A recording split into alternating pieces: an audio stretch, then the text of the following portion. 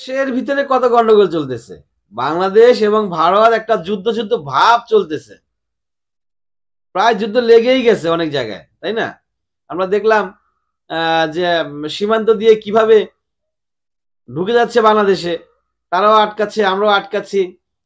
আবার হুমকি দামকি তারা হচ্ছে সীমানায় বিএসএফ স্ট্রং ভাবে তারা রাখছেন, এবং বাংলাদেশ থেকেও আমরা জানি বিজিবি স্ট্রং অবস্থানে আছেন। যে কোনো সময় যে কোনো অঘটন ঘটতে পারে। তাদের ভিতর থেকে, ভারতের ভিতর থেকে যে ধরনের প্রোপাগান্ডা কন্টিনিউ চালাচ্ছেন, অর্থাৎ গুজবের কারখানা। অনেক রাষ্ট্র দেখলাম এরকমটাও বলল যে গুজবের কারখানা হচ্ছে বাংলাদেশ, আর এই গুজবের কারখানা হচ্ছে ভারত। গুজবের কারখানা হচ্ছে ভারত, আর এই ভারত গুজব ছড়াচ্ছে আমাদেরকে নিয়ে, বাংলাদেশকে নিয়ে, এবং সেটার প্রতিবাদ আমরা দিচ্ছি। হাই কমিশনে তারা আক্রমণ করতেছে, আমরাও হাই কমিশনে আক্রমণ করতেছি। পতাকা নিয়ে তারা টানাটানি করতেছে, আমরাও টানাটানি করতেছি।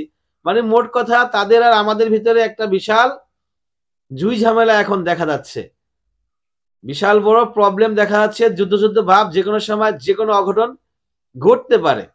আর এর ভিতরে বাংলাদেশ তলে তলে কামড়া করলো কি?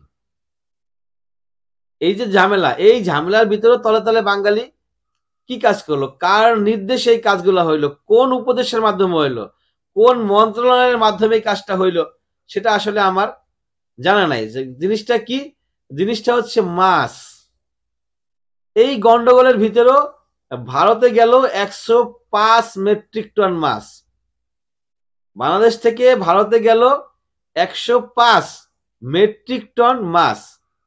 তো আমরা যদি দেখি একটু কিভাবে কতটুকু দাম দর, প্রতি কেজি মাছের দাম, প্রতি কেজি মাছের দাম $2.5, অর্থাৎ 300 টাকা, যা 3 কোটি টাকারও বেশি।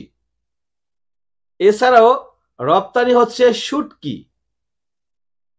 ভাবা যায়? আপনি একটু ভাবেন তো ভালো করে, যারা আমাদের পেঁয়াজ বন্ধ করে দিল, আলু বন্ধ করে দিল, ডাল সহ আর অন্যান্য জিনিস বন্ধ করে দিল, পেট্রাপোল সীমান্ত দিয়ে মালামাল ঢুকাই বন্ধ করে দিল, হসপিটালগুলো বন্ধ করে দিল, সেখানে বাঙালিকে পাইলেই মারধর করতেছে, হসপিটালে চিকিৎসা সেবা অস্ত্রোপচার বন্ধ করে দিল। মানে মোট কথা তাদের সাথে আমাদের একবারে তেলে বেগুনের সম্পর্ক চলতেছে। আর এই অবস্থায় বাংলাদেশ থেকে ভারতে গেল মাছ, ভালোবাসা। এই ভালোবাসা কে দেখাইলো?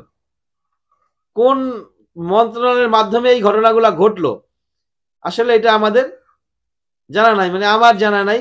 এই জিনিসগুলো আসলে একটু খতিয়ে দেখা উচিত। আমরা কি আসলে উপরে উপরে তাদের সাথে গন্ডগোল করতেছি, তলে তলে সব ঠিক আছে, নাকি আমাদের আসলে আমার মতো সাধারণ মানুষ, আপনারা যারা দেখতেছেন তারা কি ভাবতেছেন আমি জানি না।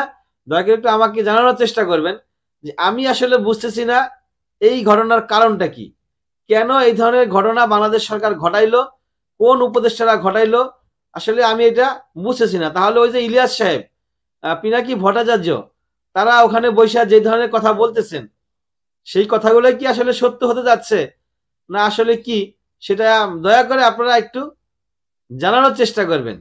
আসসালামু আলাইকুম ওয়া রাহমাতুল্লাহ।